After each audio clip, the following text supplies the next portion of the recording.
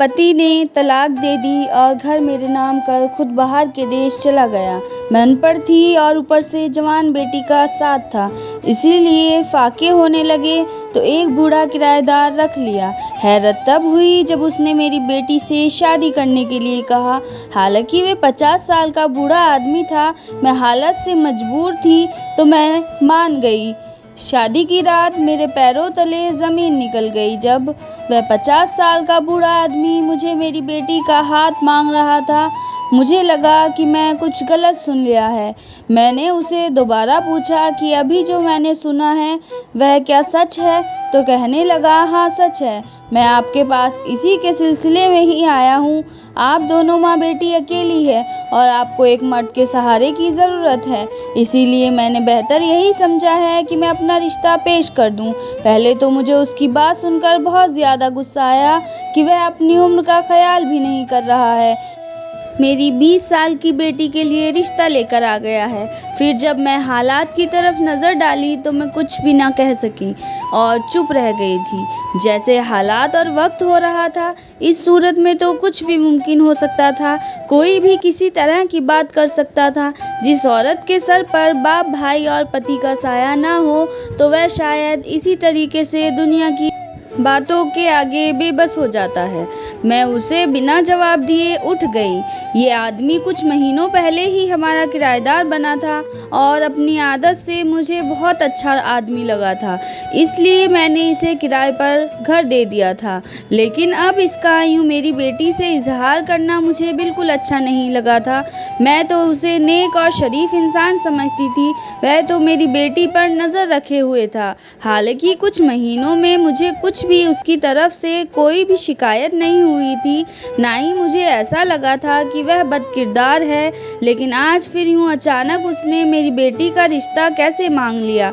मैं अपनी बेटी के लिए कैसे उसका रिश्ता मंजूर कर लूँ। मेरी बेटी नौजवान थी और मैं उसकी शादी उसकी उम्र के किसी एक अच्छे लड़के से करना चाहती थी। लेकिन मसला यह था कि दूर दूर तक कोई रिश्ता नज़र नहीं आ रहा था और ना ही लोग हमारे घर रिश्ते के लिए आते थे। एक तलाकशुदा औरत की बेटी के साथ भला कौन रिश्ता जोड़ेगा। मैंने बहुत कोशिश करी कि मुझे अपनी बेटी के लिए कोई अच्छा रिश्ता मिल जाए, लेकिन जो भी रिश्ता आता वह इसके काबिल नहीं होता था कि मैं अपनी फूल जैसी बेटी को उसके हवाले कर देती। इस शख्स ने दोबारा मुड़कर मुझसे कोई बात नहीं की थी। शायद वह मुझे वक्त देना चाह रहा था ताकि मैं अच्छे से सोच समझकर फैसला ले सकूं, और मैंने बहुत सारे दिन इसी सोच में गुजार दिए कि शायद कहीं से मेरी बेटी के लिए कुछ अच्छा रिश्ता मिल जाए। लेकिन ऐसा नहीं हुआ, तो मैंने फिर मजबूर होकर इसके बारे में सोचा। मैंने सोच समझकर अपनी बेटी से बात करनी शुरू कर दी। मैंने कहा कि तुम जानती हो कि हमारे किराएदार हैं आमिर साहब, बहुत अच्छे इंसान हैं, लेकिन वो इस उम्र में शादी करते हुए अच्छे नहीं लगेंगे, लेकिन वो शादी करना चाहते हैं। तुम क्या कहती हो? अगर तुम कहो तो मैं हाँ कर दूँ। मुझे लगा था कि शायद मेरी बेटी मना कर देगी और मुझ पर चीख चिल्लाएगी और कहेगी कि आपने किसी बूढ़े आदमी के साथ मेरी शादी करने का कैसे सोच लिया। लेकिन उसने मेरे हाथ पकड़े और कहा कि इस घर को किसी मर्द के सहारे की ज़रूरत है। मुझे अपनी बेटी से इतनी समझदारी की उम्मीद नहीं थी। मैं खुश हो गई और उसे गले से लगा लिया। मेरी आंखों में आंसू भी आ गए कि ऐसा दिन भी आएगा कि मुझे अपनी जवान बेटी के हाथ किसी बूढ़े शख्स के हवाले करने पड़ रहे हैं। अगले दिन मैं घर की सफाई कर रही थी कि अचानक मेरी बेटी मुझे आकर कहने लगी कि माँ, मैं आमिर साहब के साथ शॉपिंग पर जा रही हूँ, थोड़ी देर में आ जाऊँगी, आखिर शादी की शॉपिंग भी तो करनी है।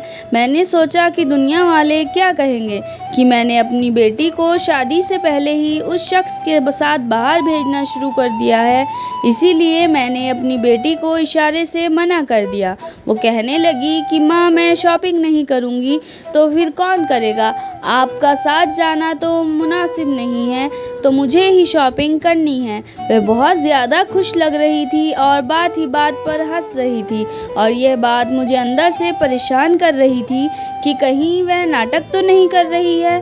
कहीं उसने मेरी मजबूरी की खातिर तो उसने इस रिश्ते के लिए हाँ कर दी, वरना 20 साल की लड़की किसी 50 साल के बूढ़े के साथ शादी कैसे कर सकती है। हाँ, अगर वह बहुत ज़्यादा अमीर होता तो मैं सोच भी सकती थी कि शायद मेरी बेटी को दौलत का लालच आ गया है, लेकिन वह तो मिडिल क्लास आदमी था जो कि नौकरी कर कर अपना गुजारा करता था। इन हालात में मेरी बेटी का शादी के लिए बहुत ज़्यादा खुश होना और खुश होकर शादी की तैयारी करना मुझे कुछ समझ में नहीं आ रहा था। 2 घंटे के बाद वह शॉपिंग कर कर वापस आई तो किराएदार सीढ़ियाँ चढ़कर ऊपर अपने घर चले गए और वह मेरी बेटी मुझे शॉपिंग दिखाने लगी।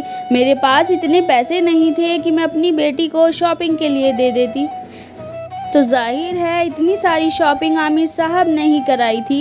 इतने आला और इतने अच्छे कपड़े देखकर मेरी आंखें खुली की खुली रह गई थी। मैं सोच भी नहीं सकती थी कि वह इतनी अच्छी तरीके से शॉपिंग कर सकते हैं।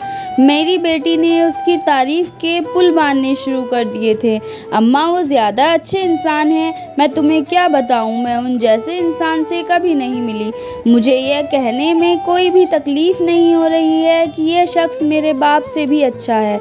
मुझे अपनी बेटी को खुश देखकर अपने फैसले पर थोड़ा अच्छा सा लगा, क्योंकि मेरी बेटी खुश है कि चलो अच्छा है। मैं अपनी बेटी के साथ कोई ज़बरदस्ती तो नहीं कर रही हूँ, वह अपनी मर्ज़ी से इस रिश्ते के लिए राज़ी है। जब से मैंने इस रिश्ते के लिए हाँ की थी, आमिर साहब के तौर तरीके बदल गए थे। अब वह अक्सर मुस्कुराते हुए ही दिखते थे, जब भी मेरी तरफ देखते मुस्कुरा कर चले जाते थे।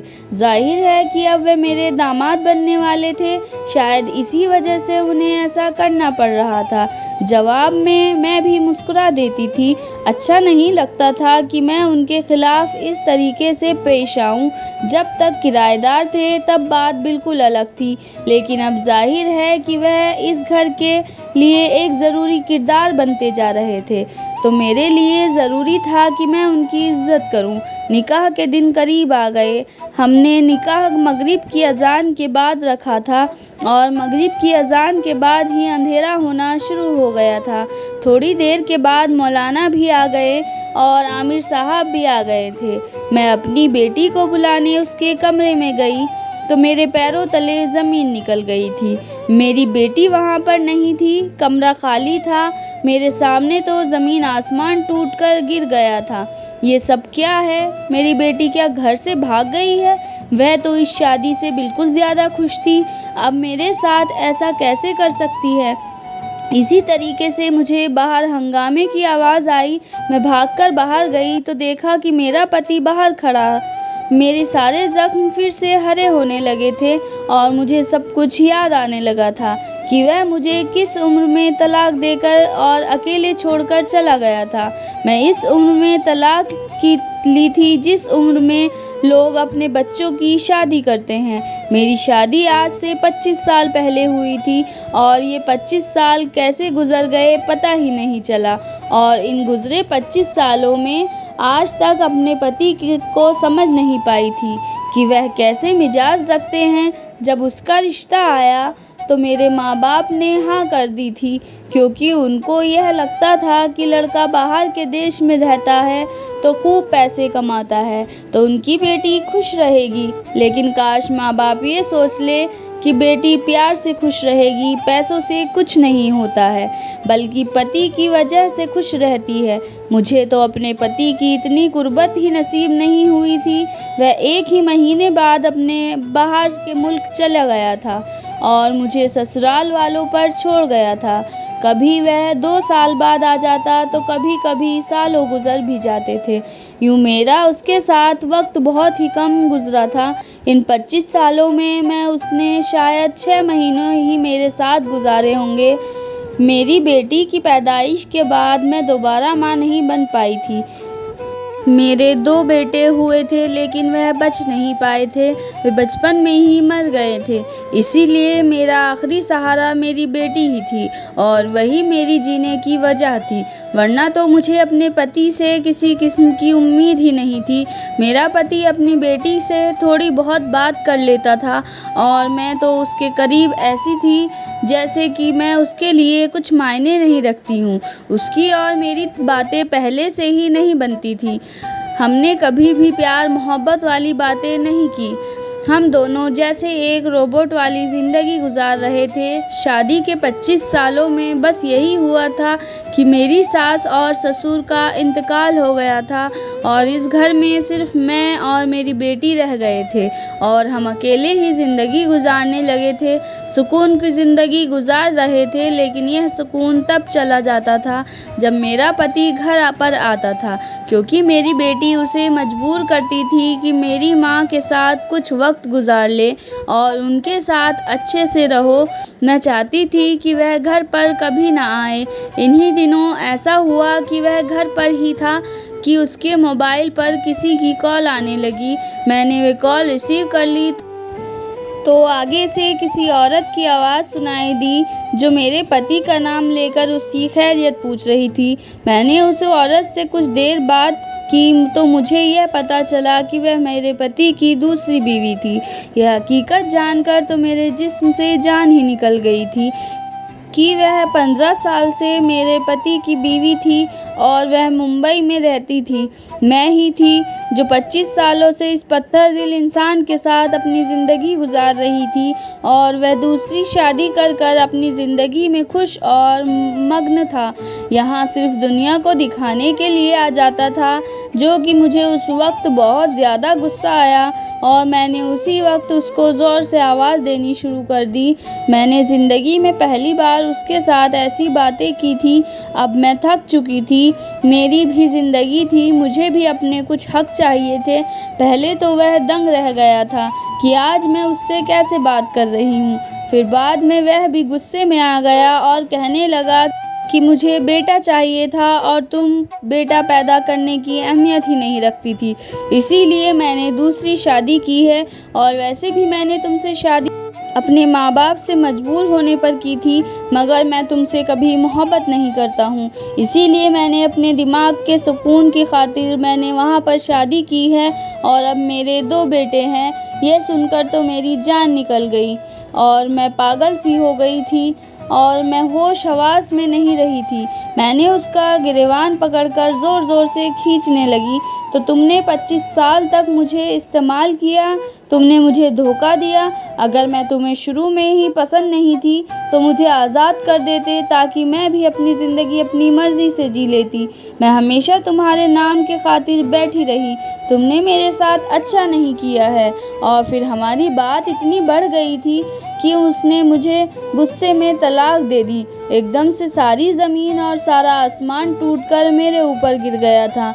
मैं ऐसा नहीं चाहती थी कि मैं तो बस इतने सालों का जो गुबार मेरे दिल में बसा हुआ था वह निकाल रही थी। उसने मुझे तलाक दे दी। मैंने तो उसे तलाक को नहीं कहा था। मेरी बेटी जब तक घर पर आई तब तक सब कुछ तबाह और बर्बाद हो चुका था। शायद वह घर पर होती तो नौबत यहाँ तक नहीं आती। वह हम दोनों के बीच बचाव करा देती थी, लेकिन वह तब आई थी जब मेरा पति मुझे तलाक देकर घर से बाहर निकल चुका था। और जब उसे पता चला तो उसे बहुत ज़्यादा दुख हुआ था और वह मुझे लिपट कर रोने लगी थी। थोड़ी देर के बाद मेरा पति घर आ गया और कहने लगा कि अब मैं हमेशा हमेशा के लिए ही जा रहा हूँ। ये घर तुम्हारे नाम कर दिया है। अब तुम अपनी ज़िंदगी में खुश रहो और मुझे अपनी ज़िंदगी में खुश रहने दो। वह मेरी बात भी नहीं सुन रहा था और कुछ किए बिना वह हमेशा हमेशा के लिए छोड़कर चला गया था। अब हम दोनों माँ बेटी का और कोई सहारा नहीं था। मुझे बहुत ज़्यादा बेइज्जती हुई थी। इस उम्र में आकर मेरे पति ने मुझे तलाक दे दी है। आसपास के लोग यही कहते थे कि ज़रूर इसमें कोई ऐब देखा गया होगा। मैं लोगों की बात से बहुत ज़्यादा परेशान हो गई थी। अब तक मेरा पति ही कमाता था और हम दोनों माँ बेटी घर में काम करते थे। अब वह मुझे तलाक देकर चला गया था तो जाहिर बात है कि वह हमें खर्चा भी नहीं देने वाला था। अब मैं घर पर ही थी। मैं कहीं नौकरी भी नहीं कर सकती थी। मेरी बेटी अभी छोटी थी और मैं इसे किसी नौकरी वगैरह के लिए नहीं भेजना चाहती थी। जो हमारे पास घर में पैसे थे वह तो बहुत जल्दी ख़त्म हो गए थे और नतीजा यही हुआ कि नौबत सड़कों पर भीख मांगने की आ गई थी। फिर कुछ ऐसा हुआ कि एक 50 साल का बुढ़ा हमारे घर पर किराएदार के तौर पर आया और कहने लगा कि वह शहर में नया आया है और अकेला है, उसके आगे पीछे कोई नहीं है, इसीलिए मैं उसे ऊपर वाला घर का पोर्शन किराए पर दे दूं। मैं हरगिज़ भी ऐसा नहीं चाहती थी, लेकिन मैं मजबूर हो गई थी क्योंकि हमारे घर में खाने पीने के लिए भी कुछ नहीं था। मैंने उसे एडवांस किराया लेकर ऊपर वाले कमरे किराए पर दे दिए। मुझे अपने फ़ैसले पर कभी भी गलत महसूस नहीं हुआ क्योंकि आमिर साहब बहुत ही अच्छे इंसान थे, वरना मैं डर रही थी कि न जाने किस किस्म का आदमी है और मैंने अपने घर में दाखिल कर लिया है। लेकिन आने वाले वक्त में उन्होंने साबित कर दिया था कि मेरा फ़ैसला बिल्कुल ठीक था और अब तो उनकी मेरी बेटी से शादी भी होने जा रही थी। लेकिन शादी की रात मेरी बेटी का इस तरीके से भाग जाना और मेरे पति का दोबारा घर पर आ जाना मुझे बहुत ज़्यादा हैरत में डाल रहा था और मुझे रोकने पर मजबूर कर रहा था। मैंने सोचा कि अब मैं अपनी बेटी को तो बाद में देखती हूँ, पहले इससे तो पूछ लूँ कि यहाँ पर अब क्या करने आया है। मैंने जाते ही गुस्से में उससे पूछा कि अब तुम यहाँ पर क्या करने के लिए आए हो।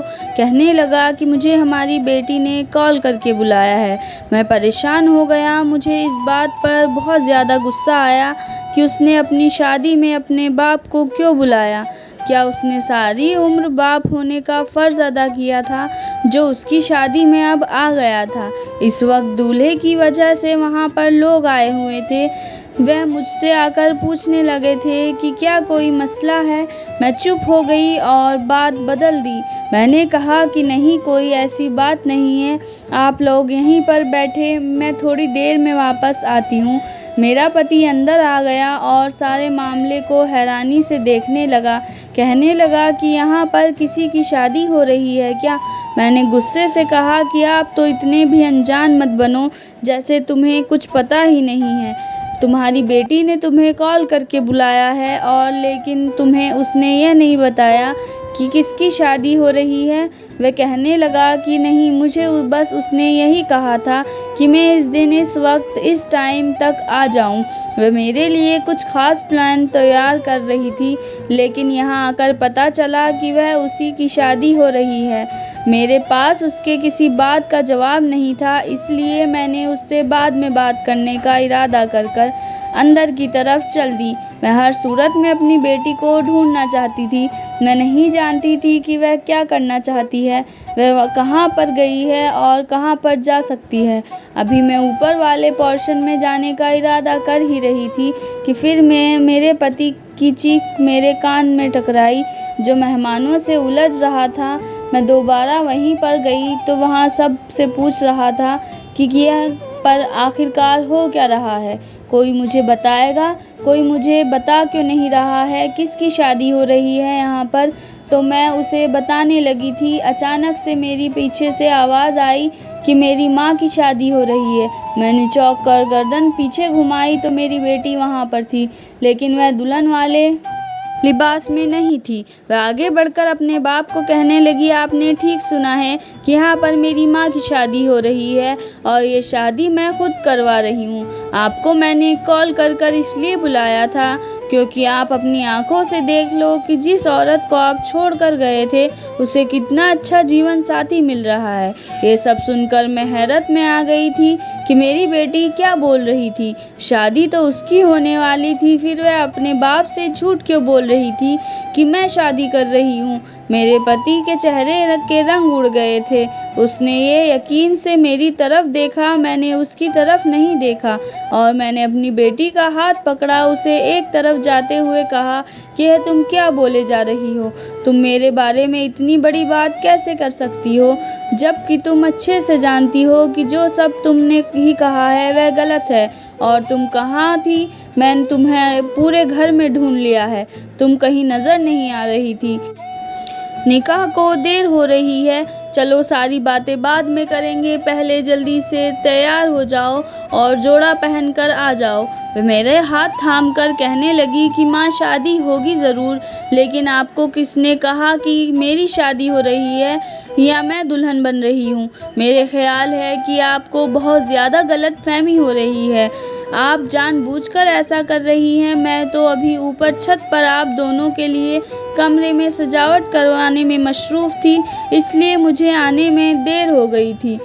मैंने अपने सर को पकड़ लिया। मुझे कुछ समझ में नहीं आ रहा था कि क्या हो रहा है। मैंने कहा, जाओ और अभी इसी वक्त आमिर साहब को बुला कर लेकर आओ। थोड़ी देर में आमिर साहब यहाँ पर आ गए तो मैंने देखते ही पूछा कि आप मेरी बेटी के लिए रिश्ता लेकर आए थे, फिर आप मुझसे शादी करने के लिए कैसे राज़ी हो सकते हो? तो हैरत से बोला कि आप यह क्या कह रही हो कि मैं आपकी बेटी के लिए रिश्ता लेकर आया हूँ?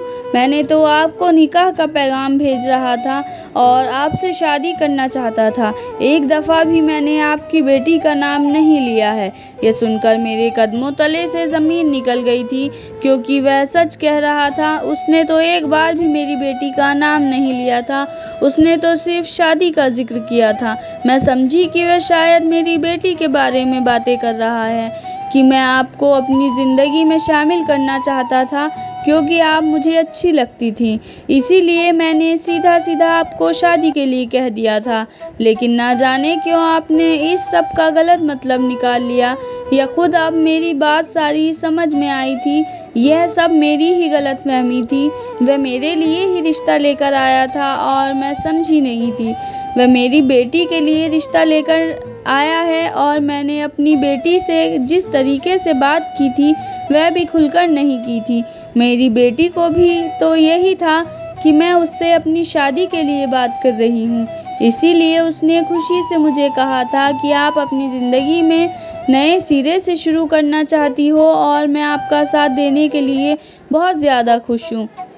यह सब एक गलतफहमी का नतीजा है जिसकी ज़िम्मेदार मैं हूँ। आपको गलतफहमी हुई थी, लेकिन मैं और आमिर साहब तो ऐसे रिश्ते के बारे में राज़ी नहीं थे, इसीलिए आपको ये शादी करनी ही होगी। मैंने बाबा को इसलिए कॉल कर ख़ास तौर पर बुलाया था ताकि अपनी आंखों से देख ले कि आपकी ज़िंदगी अब नए सिरे से शुरू करने जा रही हो। और आप ही नहीं, यह सब खेल मेरी किस्मत में मेरे साथ खेल रही थी। 40 साल की उम्र में आकर दोबारा दूसरी शादी करना बहुत ही हिम्मत की ज़रूरत थी, लेकिन मेरी बेटी की पूरा सपोर्ट था तो मैंने उसकी खातिर यह शादी कर ली थी। शादी के बाद पता चला कि आमिर साहब एक बिजनेसमैन थे जो कुछ टाइम के लिए घर की परेशानी से दूर वक्त गुजारना चाहते थे, इसीलिए वे गुमनाम बनकर हमारे घर पर आ गए थे। उनके बच्चे उनकी अब अलग अलग ज़िंदगी में मशरूफ़ थे और वे चाहते थे कि उनके बाप की शादी हो जाए, कि उनको अकेलापन का एहसास ना हो। इसीलिए जब मेरे शौहर की बेटी को शादी के बारे में पता चला तो वह सब बहुत खुश हो गए थे और उन्होंने मुझे और मेरी बेटी को सच्चे दिल से अपना लिया था।